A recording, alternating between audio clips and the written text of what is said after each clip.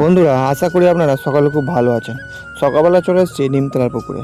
আর আজকের ভিডিওতে আপনাদের দেখাবো যে আমার কাছে বেশ কিছু ধাড়ি, গোরামিন বা কসবির মাছ ছিল। সেই মাছগুলো কি ডিম দেওয়ার জন্য উপযোগী?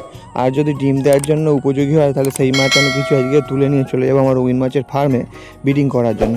তো প্রথমে আমি গামলিটা ফেলে দিলাম, এবার আমার শোলাটা নিয়ে আমি নেমে পড়েছি পুকুরে। এবার যে নেটে কসবির মাছ আছে সেই নেটের কাছে আস্তে আস্তে যাচ্ছি।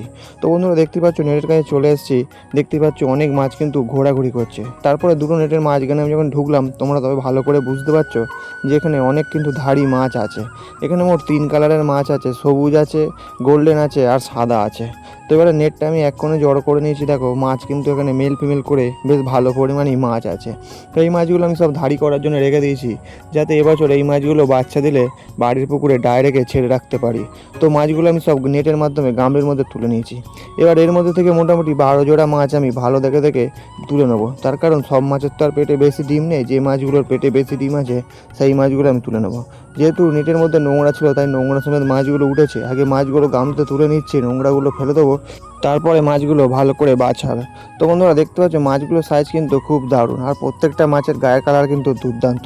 বন্ধুরা তোমরা যেসব নতুন ব্যক্তিরা আমার এই ভিডিওটি আজকে দেখছো তারা কিন্তু এক্ষুনি চ্যানেলটিকে সাবস্ক্রাইব করো।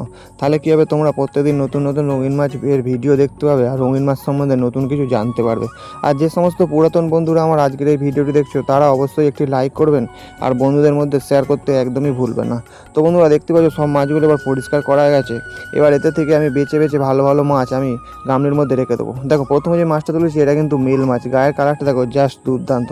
এবারে যে মাছটা তুলেছি এই মাছটা কিন্তু ফিমেল মাছ, এর গায়ের কালারটা একটু মরা কিন্তু পেটটা ফুলে আছে। এরকম করে করে আমি মাছ কিন্তু বেছে নিচ্ছি, তার কারণ সব মাছের তো পেটে ডিম নেই আর এতে মেল মাছ মনে হচ্ছে বেশি আছে।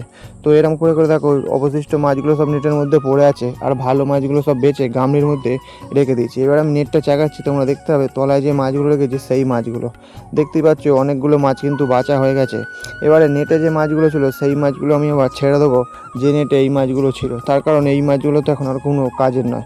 তো আস্তে আস্তে আমি নেটটা চাগিয়ে নিয়ে আবার নেটের ভেতরে সব মাছগুলো ছেড়ে দিলাম, আর ওরা কিন্তু মনের আনন্দে সবাই বেরিয়ে পড়লো নেটে ঘুরতে চলে গেল। এবারে যে মাছগুলো আমি তুলেছি গামলির মধ্যে সেই মাছগুলো আমি দেখবো আর তোমাদেরও দেখাবো যে মাছগুলোর সাইজ কেমন আর পেটে কেমন ডিম আছে। তো এই মাছগুলো ছেড়ে দেওয়ার পরে এই মাছগুলো আবার পরিষ্কার জলে তুলে নিয়েছি। এখানে যে মাছগুলো তুলেছি প্রত্যেকটা ফিমেল মাছের পেটেই কিন্তু ভালো ডিম আছে। কিন্তু বন্ধুরা একটা ভুল করে ফেলেছি আমি।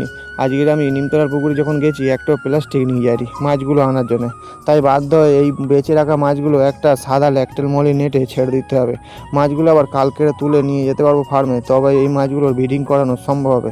তো যাই হোক মনটা খারাপ হয়ে গেলো, একটা প্লাস্টিক না আনার কারণে আবার একদিন লেট হয়ে গেল। তো বন্ধুরা দেখতেই পাচ্ছ যে বাজা মাছগুলো ছিল বেশ ভালো সাইজের। তো ভিডিওটি আজকের এই পর্যন্তই, আবার দেখাচ্ছে অন্য কোনো মাছের ভিডিও নিয়ে। আর ভিডিওটি ভালো লাগলে একটি লাইক করবে।